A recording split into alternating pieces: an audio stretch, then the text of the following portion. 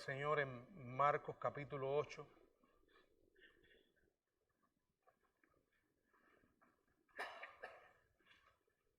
Marcos capítulo 8, del 1 al 10.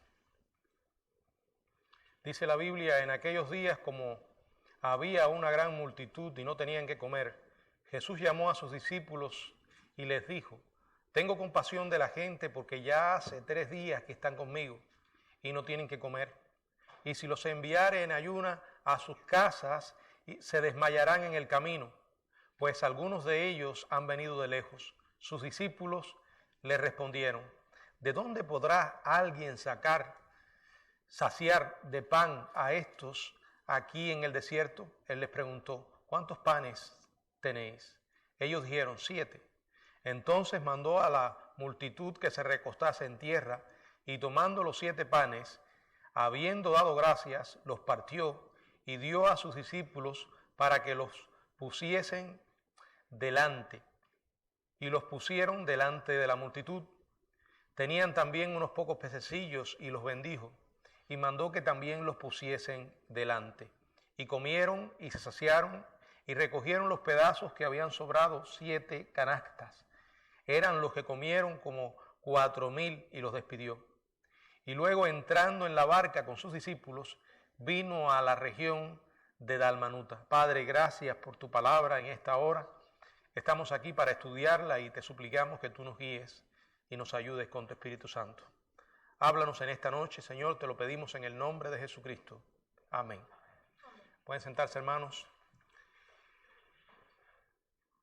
Vamos a continuar con el estudio del Evangelio de Marcos, que llevamos ya varios meses. En esta noche el estudio lo hemos titulado Proveedor compasivo.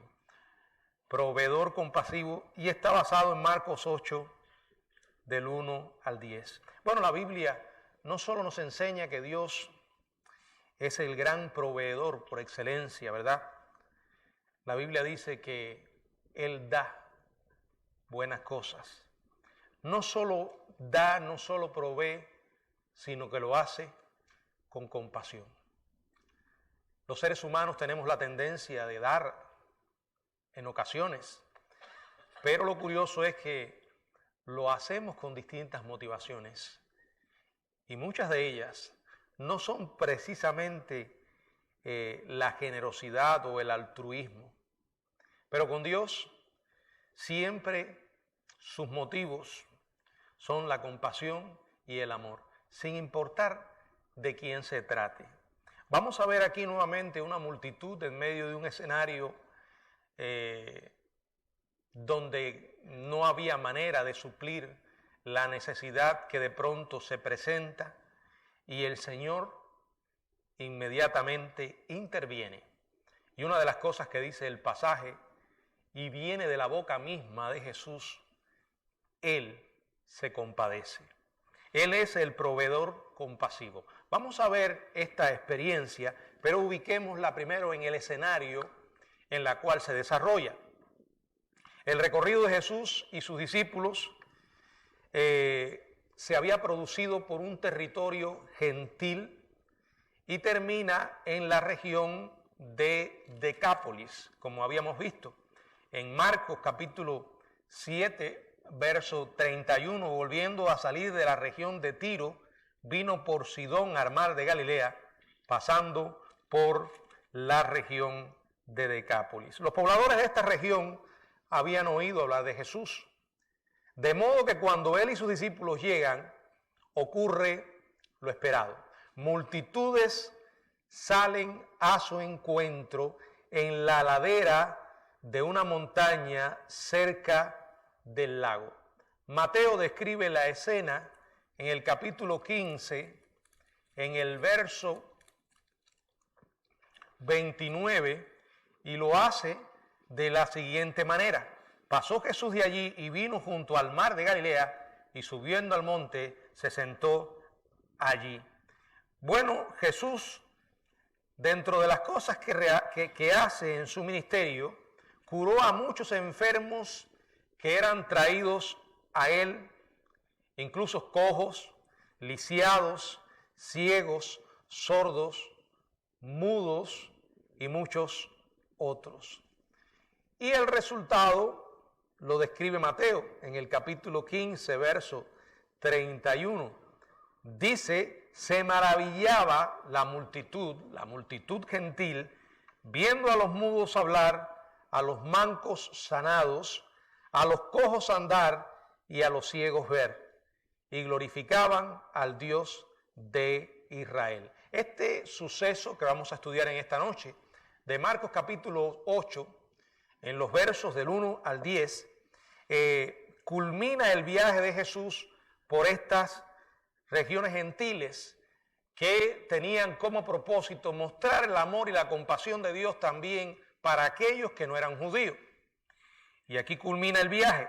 Y este pasaje puede dividirse en 4 partes en las que vamos a reflexionar en esta noche. La primera es la misericordia compasiva del Señor. El Señor no solo muestra misericordia, lo hace de una manera compasiva. Dice en el verso del 1 al 3 del capítulo 8, en aquellos días, los días que acabé de explicarle, como había una gran multitud y no tenían que comer, Jesús llamó a sus discípulos y les dijo, tengo compasión de la gente porque ya hace 3 días que están conmigo y no tienen que comer. Y si los enviaren ayuna a sus casas, se desmayarán en el camino, pues algunos de ellos han venido de lejos. Bueno, la primera alimentación se produjo en Marcos, y ya la estuvimos meditando, una alimentación también de miles, y como dije, se produce en Marcos capítulo 6, los versos del 35 al 44, contienen el registro de este milagro. Pero este se llevó a cabo en la parte noreste del lago de Galilea y se produjo muy cerca de la fiesta de la Pascua, cuando las colinas de alrededor estaban llenas de hierba. Y es probable que habían pasado varios meses de este milagroso acontecimiento, y esto parece sugerido por la descripción que en esta ocasión nos presentan tanto el relato de Mateo capítulo 15, que es el relato paralelo que relata esta nueva alimentación, y el pasaje que tenemos delante de Marcos capítulo 8, verso 6, donde dice, entonces mandó a la multitud que se recostase en tierra. O sea, en ambos relatos se habla de tierra. O sea, parece que ya había pasado un tiempo desde la hierba verde, ¿verdad? Bajo el calor intenso del verano, la hierba verde de la primavera comienza a marchitarse y a morir. Precisamente en aquellos días había una gran multitud. Y dice la palabra, y no tenían que comer. O sea, una gran multitud compuesta por todo tipo de personas, probablemente muchos genuinamente interesados, pero muchos otros, quizás una mayoría, estaban motivados por resolver sus necesidades inmediatas, no las verdaderas y las eternas. Así sucede muchas veces. Personas que se acercan a la iglesia, al Señor, simplemente intentando resolver problemas inmediatos, como una especie de, miran a Dios como una especie de salvavidas, ¿verdad? Ahora que tengo problemas y me estoy ahogando, necesito el salvavidas. Y después que el salvavidas lo libera, se olvidan. Así había muchos en esa multitud. La realidad es que a pesar de las motivaciones que habían, allí estaba la multitud y tenían de pronto una gran necesidad. Dice la palabra, no tenían que comer. Repito, aquel gentío se sentía atraído por los milagros de Jesús. Bueno, ¿quién no se habría sentido atraído por los milagros? Pero lo más glorioso es sentirse atraído por la persona que realiza los milagros.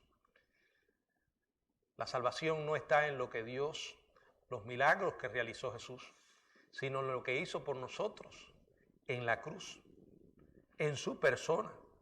Ahora, eran gentiles, estaban en una región pagana, pero estaban buscando, y muchos de ellos alababan sinceramente al Dios de Israel. Marcos dice que había una gran multitud. Dice además que estas personas tenían un problema, aunque muchos de ellos no se habían percatado del problema. No tenían que comer.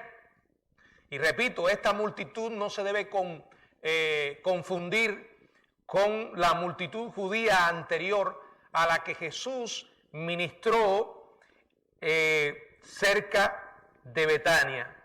Jesús llama a los discípulos y les dice, ¿qué les dice? Tengo compasión de la gente. Tengo compasión de la gente. Aunque los escritores del Evangelio a menudo declaran la compasión de Jesús por las personas, solo en este pasaje y en el relato paralelo de Mateo capítulo 15, verso 32, alguien que lo lea como lo dice el Evangelio de Mateo, Mateo 15, 32.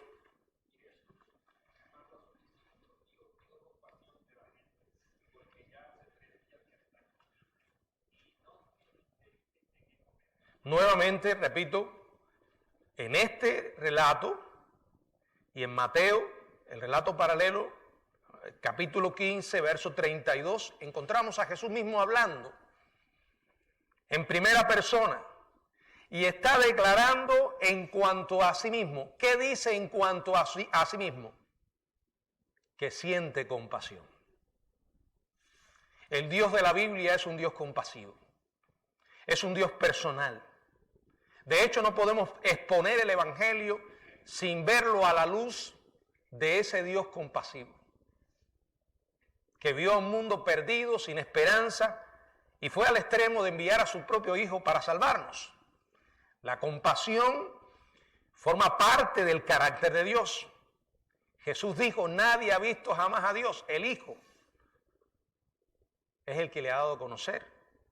Él dijo, el que me ha visto a mí, ha visto al Padre. Y dentro de las cosas que vino a revelarnos del Padre, de Dios, es su compasión. Su compasión. Él mismo lo dice. No nos debe quedar la menor duda de que Dios es compasivo. Jesús expresó cuidado misericordioso y compasión tanto para las necesidades espirituales de la gente como para sus aflicciones físicas. Una y otra vez lo vemos supliendo ambas. Y la Biblia nos enseña que lo hacía tanto con gentiles como con judíos. Y en esta ocasión siente compasión por esta multitud, y la razón por la que siente esa compasión, dice, porque hacía 3 días que estaban con él y no tenían que comer.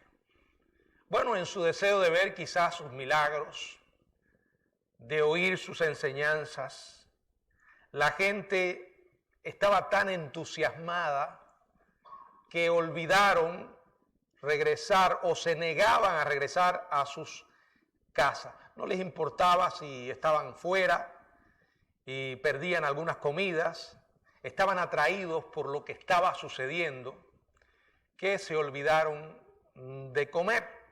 Entonces el Señor les habla a sus discípulos y es cuando le dice, y si los enviare en ayuna a sus casas, se desmayarán en el camino, pues algunos de ellos han venido de lejos. El Señor estaba perfectamente enterado de la situación.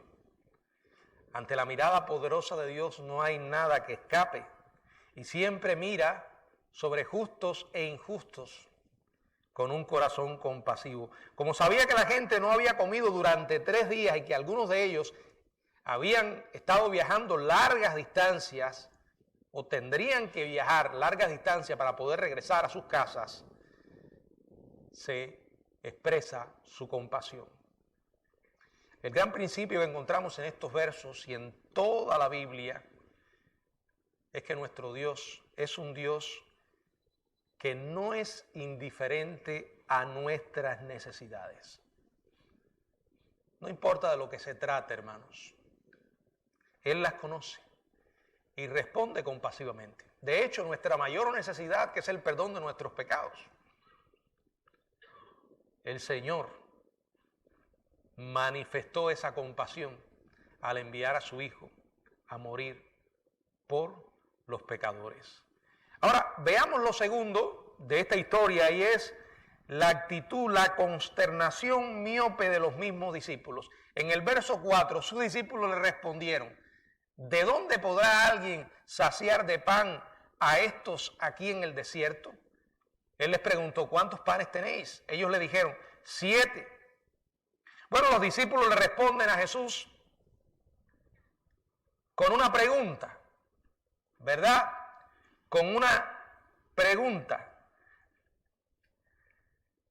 O sea, los discípulos le respondieron a Jesús preguntándole: ¿de dónde podrá alguien saciar de pan a estos aquí en el desierto? Nuevamente, un reto, una situación imposible, una gran necesidad y muy pocos recursos. Tan pocos que, como en la primera ocasión, apenas valía la pena mencionarlo. ¿No le resulta esto familiar? ¿Cuántas veces en la vida no nos vemos en situaciones similares? Una y otra vez. Y como he dicho, vuelvo a repetir, hacemos nuestros cálculos, consideramos los recursos una y otra vez y no hay manera en que podamos ver solución al problema. La cuestión es que estamos mirando las cosas desde una perspectiva puramente humana. Y en esas ocasiones se nos olvida el Señor. Se nos olvida incluirlo. Se nos olvida confiar en lo que Él ha dicho. Bueno, ellos hacen la pregunta. Los 12 parecen reaccionar casi en la misma manera que lo habían hecho antes, durante la alimentación de los miles cerca de Betania. Allí en Marcos, en el capítulo 6, 35 al 37. Quiero leerlo, ese pasaje, para que recordemos cómo ellos expresaron su necesidad ante semejante reto. Marcos 6, 35 al 37.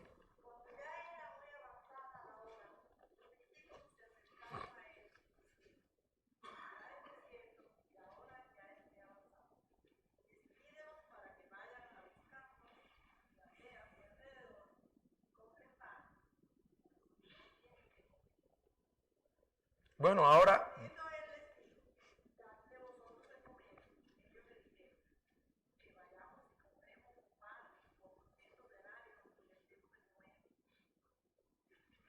ellos ahora hacen una pregunta que parece ser casi la misma, ¿verdad? Y uno no puede evitar preguntarse: ¿cómo es posible que tan pronto se hayan olvidado de lo que vieron? Apenas habían pasado unos pocos meses. ¿Por qué hacen la misma pregunta? ¿No sabían que el mismo Señor estaba con ellos y que tenía la capacidad para proveer como lo había hecho antes? Aunque conozco bien la tendencia humana por mi propia vida, en este caso no creo que ellos hayan olvidado la experiencia. Quiere decir que ellos sí sabían de lo que Jesús era capaz. Lo habían visto y había pasado muy poco tiempo como para olvidarlo. No creo que esta pregunta de los discípulos tenía la intención de expresar dudas sobre el poder milagroso de Jesús. Lo había acabado de hacer. Ellos lo vieron. Era algo incuestionable. que venía del Dios vivo. No había explicación humana para semejante milagro. Esos son los milagros, no se pueden explicar. Si se pudieran explicar, no serían milagros. Creo que la intención de ellos más bien fue resaltar el hecho de que si una multitud de esta magnitud iba a ser alimentada en ese lugar tan remoto, requería otra creación de comida, otra intervención del Señor. Ellos sabían que solo Él podía hacerlo de nuevo. Y a fin de resaltar la naturaleza milagrosa de lo que estaba a punto de hacer, y quizás para volver a recordar más a los discípulos lo que había acabado de hacer, les pregunta, o sea, Él está actuando casi igual que lo que había sucedido antes. ¿Cuántos panes tenéis? Y ellos le dicen, 7. En el verso 7 de Marcos se nos dice que tenían también unos pocos pececillos. No importa, seguía siendo muy, pero que muy poco. Algo muy pequeño.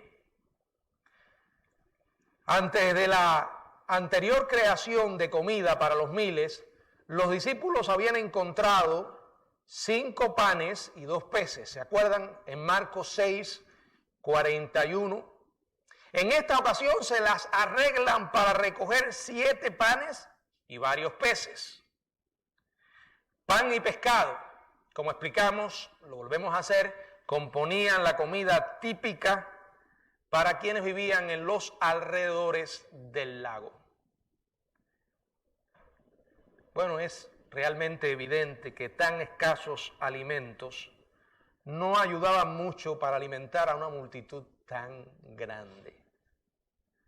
Los apóstoles lo sabían, pero también conocían al Señor y sabían que Él era el Creador. Lo había hecho. El Señor siempre es la respuesta ante las situaciones imposibles. No importa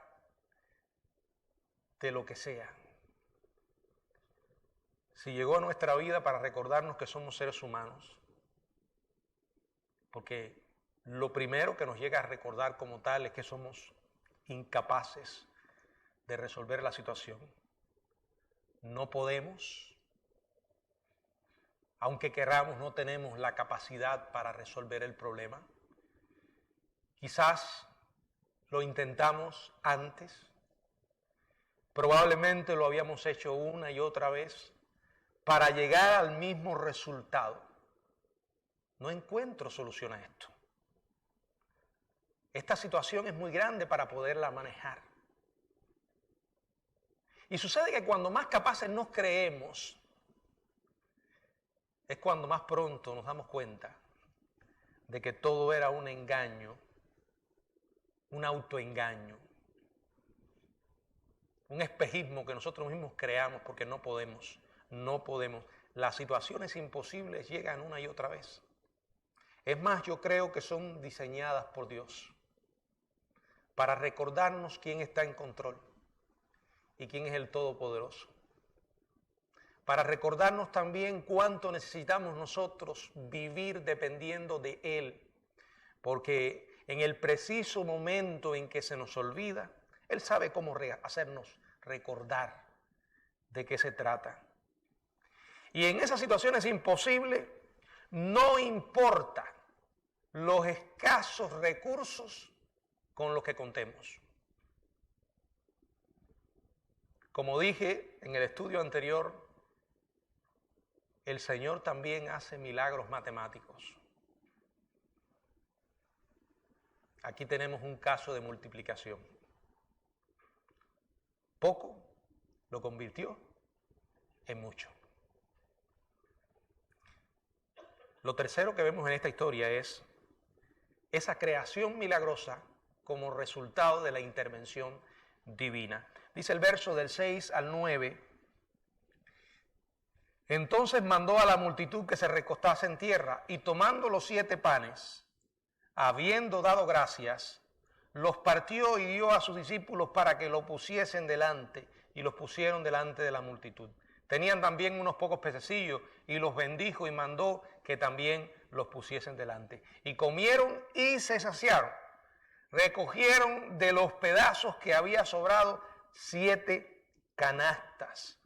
Eran los que comieron como 4,000 y los despidió. O sea, como hizo anteriormente, manda a la multitud a que se recueste en tierra, preparándolos para lo que iba a ser la distribución de los alimentos. Tomando los 7 panes, los panes eran una forma de pan plano, y habiendo dado gracias, los partió. Al dar gracias al Padre, Jesús no solo da ejemplo de gratitud a Dios por lo que Él provee, sino que además está enseñando a los discípulos de dónde viene la provisión. En Mateo capítulo 6, el Señor enseñó a sus discípulos a orar de esta manera, creo que es el Padre Nuestro. ¿Qué dice Mateo 6, 11?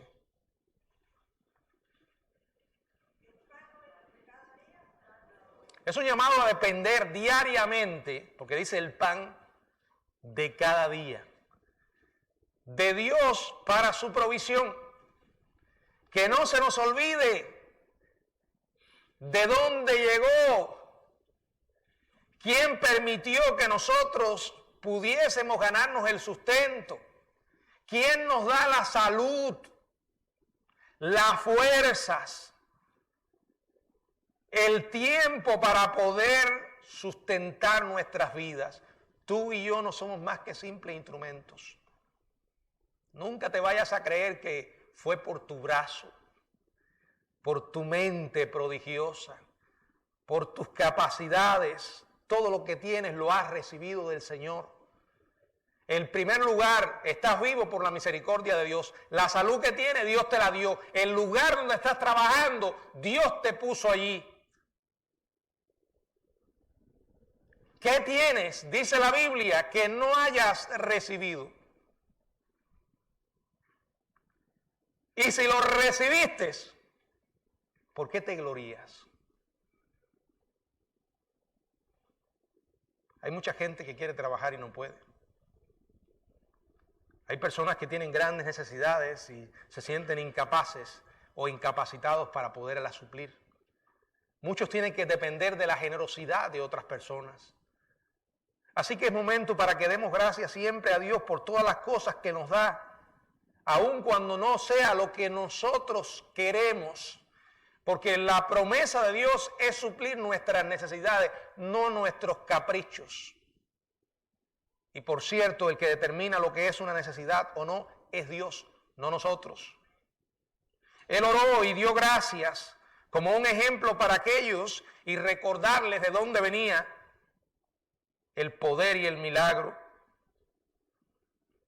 sin ningún esfuerzo, como solo Dios puede hacer. Comenzó a dar pan a sus discípulos para que los pusiesen delante, y los pusieron delante de la multitud. Tenían también unos pocos pececillos y los bendijo y mandó que también los pusiesen delante. Esto fue un milagro. Simplemente. No hay explicación humana. Fue una creación espontánea y continua de pan y pescado por parte del mismísimo creador de todas las cosas. ¿Qué dice Juan 1:3? Juan 1:3.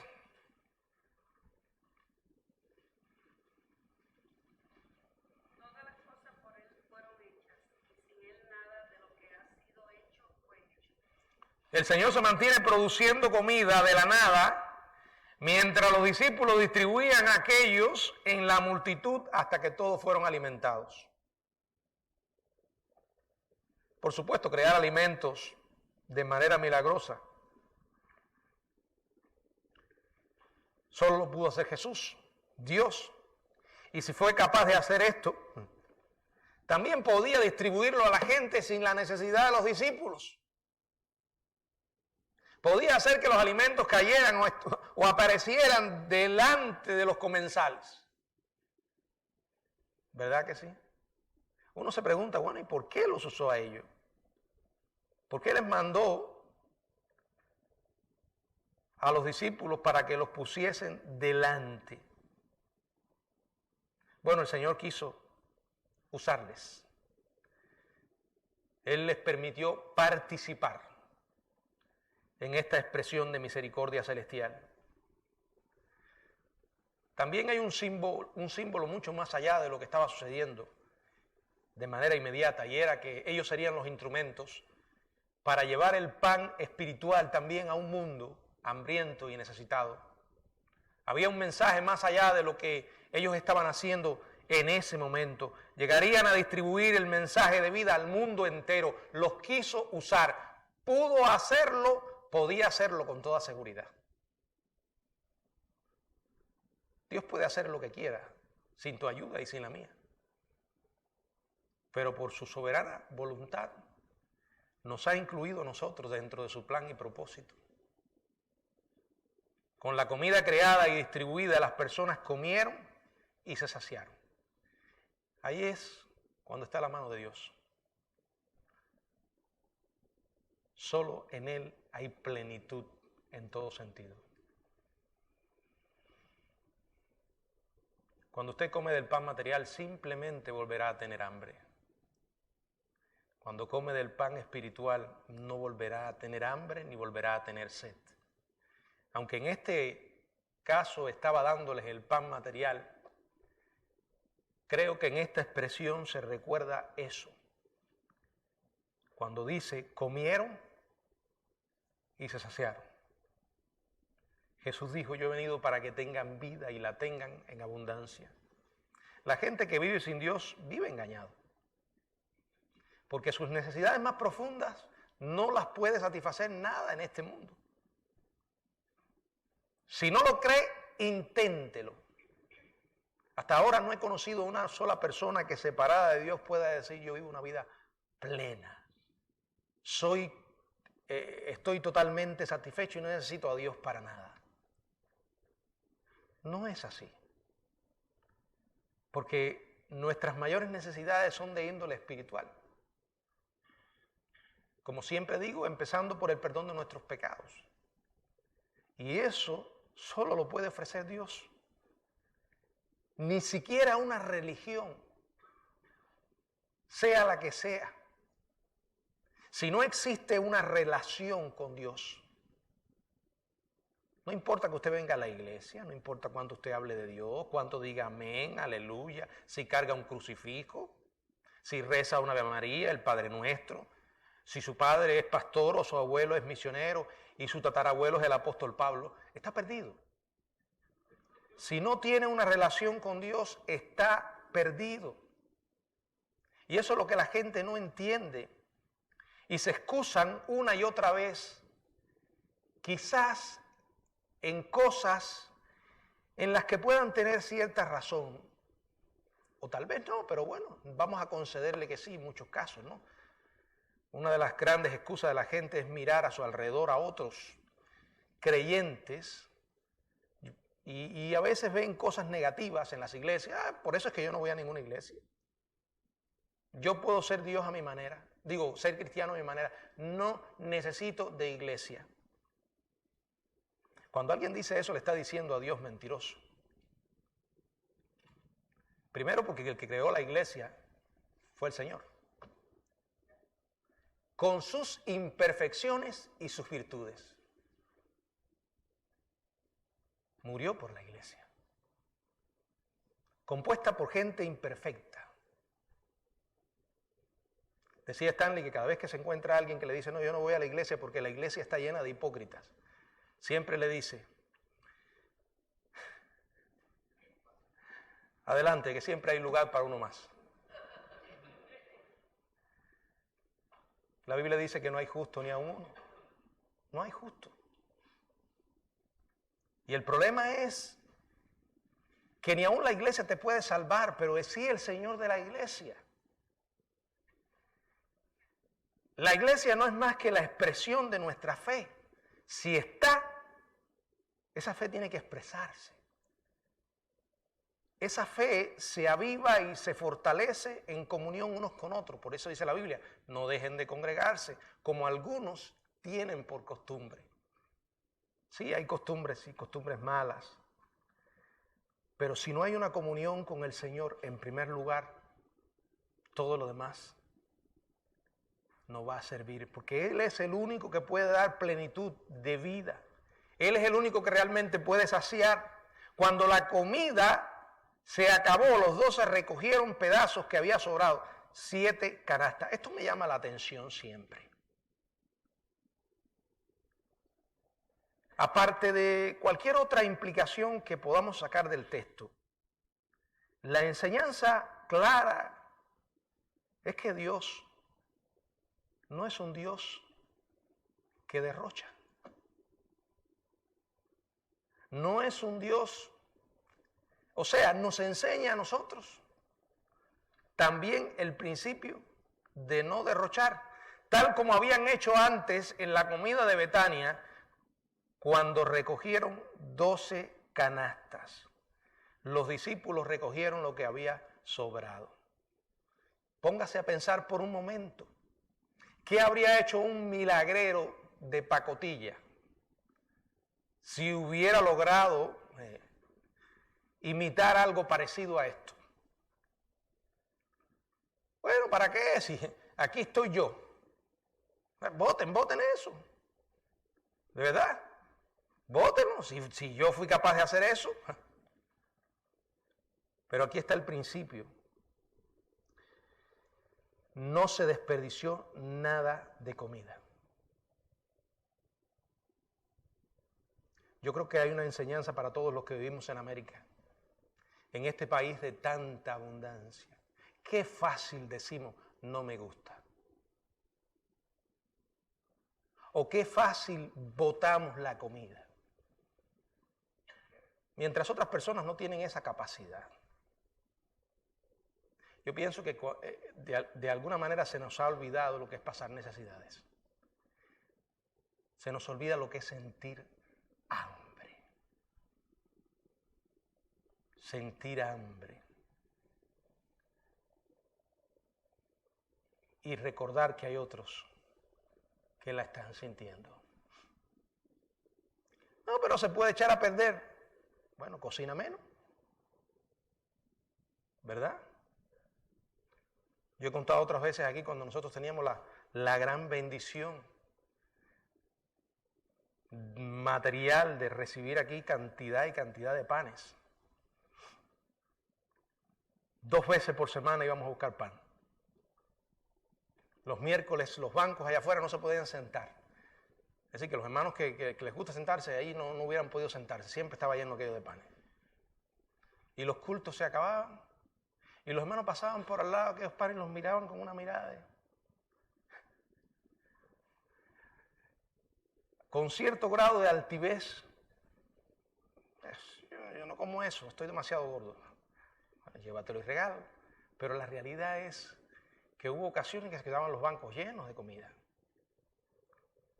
Y había que botarlo. Eso es pecado. Y no porque yo diga que es pecado, aquí está el Señor, lo enseña claramente. Lo que sobró, lo recogieron. Para el propósito que haya sido. Dice alguno que las 12 canastas estaban para que cada discípulo se llevara una. Aquí no menciona la cantidad, pero dice que lo que sobró, lo recogieron.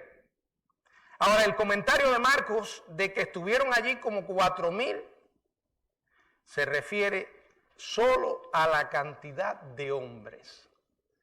El pasaje paralelo deja en claro esto, en Mateo 15:38, si alguien puede leerlo. Y eran los que habían comido 4,000 hombres, sin contar las mujeres y los niños. Con 4,000 hogares representados, la multitud pudo haber sido entre 15,000 y 20,000. ¿Qué más da? ¿Qué más da? Pudo haber sido 15, 20 mil.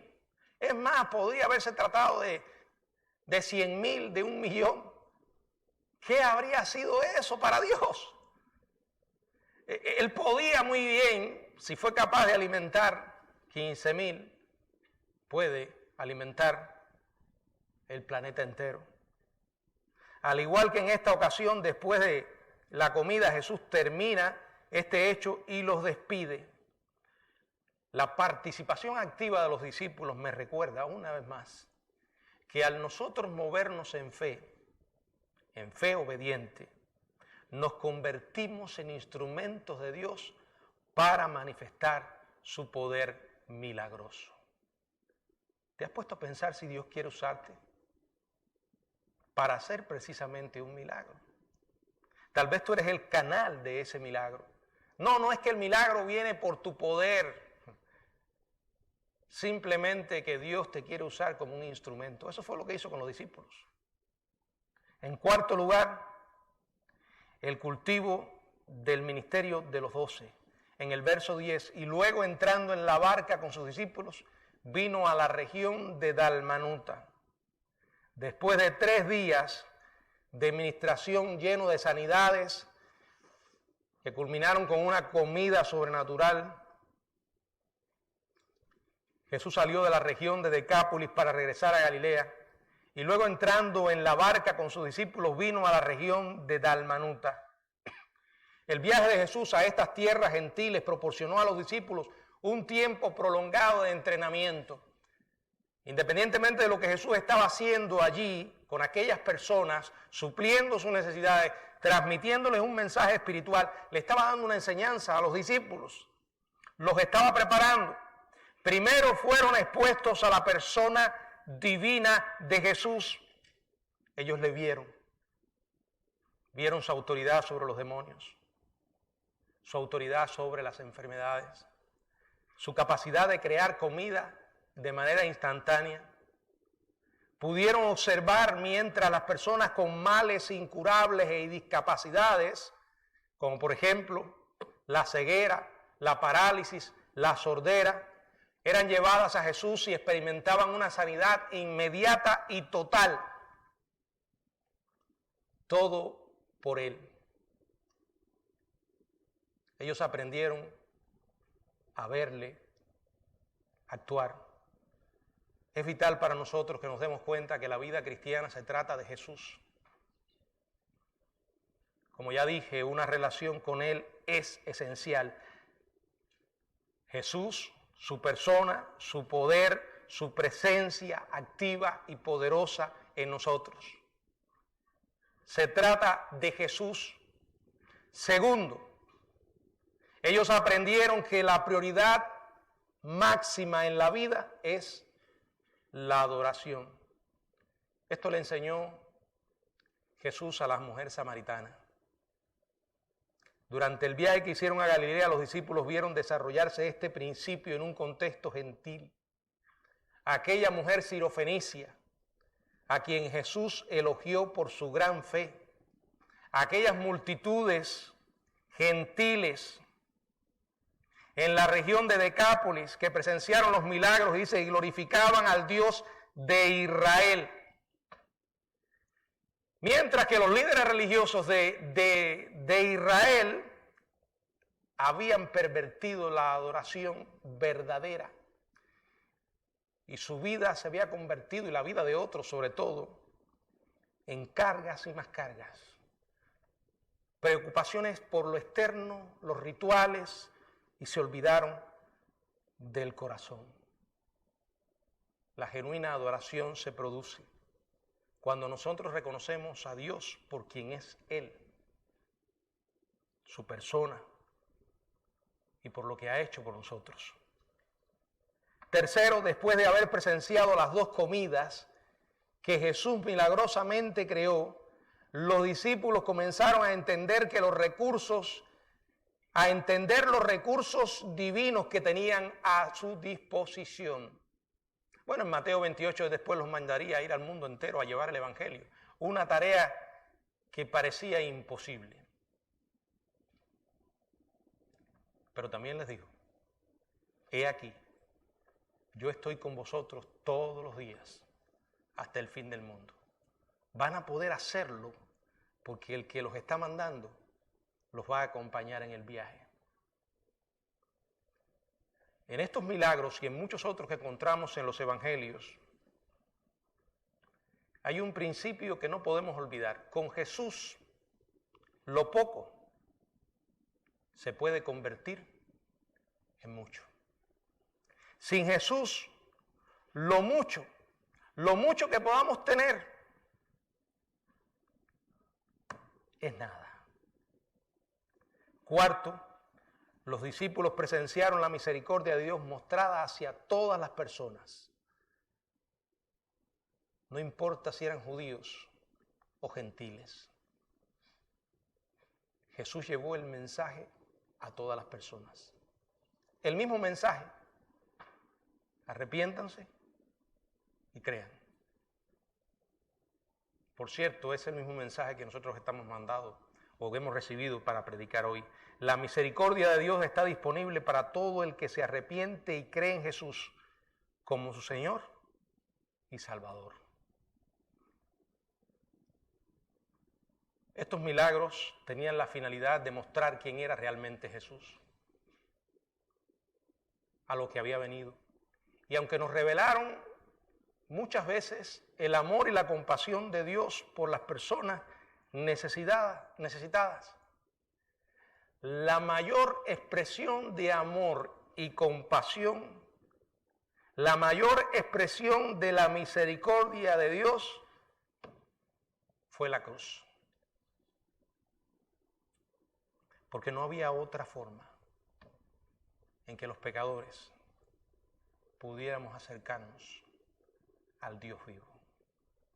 Piénselo de esta manera.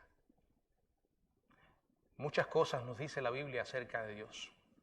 Aquí vimos amor, compasión, misericordia. Pero también en otras partes encontramos que Dios es justo y es santo. Como es justo y es santo, y cuando decimos santo es que no conoce el pecado. Por esa santidad tiene que ser justo. Y por esa santidad y esa justicia tuvo que venir Jesús. Porque la relación entre nosotros y Él había quedado rota. Por lo mismo que hoy sigue rompiendo la relación del hombre con Dios. El pecado. Aquel que ha separado al hombre de Dios y que no hay manera en que el hombre por sus propios medios pueda acercarse a Dios. No importa cuántos sacrificios intente de hacer. No importa cuántas buenas cosas, según ellos, puedan intentar para llegar a Dios. La Biblia dice que solo hay una forma. Y es a través de la fe en Jesucristo. En este mismo Jesús que leemos en los Evangelios. Y que en un futuro no muy distante se iba a enfrentar con la cruz. Para que a través de su muerte y resurrección trajera esperanza para tanta gente que no la tenía. Perdón para tanta gente perdida. Como el pan de vida. Como el pan que descendió del cielo. El maná celestial. Cualquiera que coma de él nunca tendrá hambre. No importa lo que el hombre pueda pensar y no importa cuánto siga intentándolo. La historia humana es el registro del intento humano del hombre una y otra vez por llenar sus más profundas necesidades. Y al final le espera un camino oscuro. Porque la luz vino al mundo y los hombres amaron más las tinieblas que la luz. Jesús dijo, yo soy la luz del mundo. Entre tanto que tenéis la luz, dijo Jesús, andad en la luz. ¿Conoces tú a Jesús? ¿Tienes tú una relación con Dios de verdad? ¿O simplemente estás jugando a la fe? Es una respuesta que solo tú te puedes dar. Y creo que el momento para responder esa pregunta es ahora, con Dios. Que el Señor nos bendiga.